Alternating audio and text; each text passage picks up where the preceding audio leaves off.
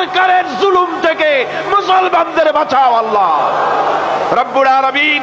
ভারত যে বাংলাদেশের সবচাইতে বড় দুশমন, একথা জাতিকে বোঝার তৌফিক দান করো আল্লাহ রব্বুল আলামিন। তুমি মেহেরবানি করে বাংলাদেশকে হেফাজত করো, বাংলার মুসলমানদেরকে হেফাজত করো।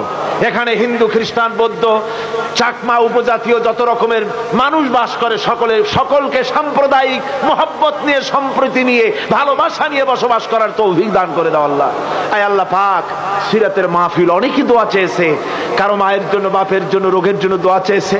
আল্লাহ যে যে ব্যাপারে দোয়া চেয়েছে তুমি প্রত্যেকের দোয়া কবুল করো আল্লাহ, প্রত্যেকের নেক নিয়ত কবুল করো আল্লাহ। আয় আল্লাহ, ভারত সরকার পুশব্যাক অপারেশন করে বাংলা ভাষী মুসলমানদেরকে, মুসলিম মহিলাদেরকে ধর্ষণ করতেছে। আয় আল্লাহ, মুসলমানদেরকে কষ্ট দিতেছে। খাবার নাই, পরার নাই, পানি নাই, একটা রুটি খেয়ে 24 ঘন্টা কাটাতেছে আমাদের মুসলমানেরা।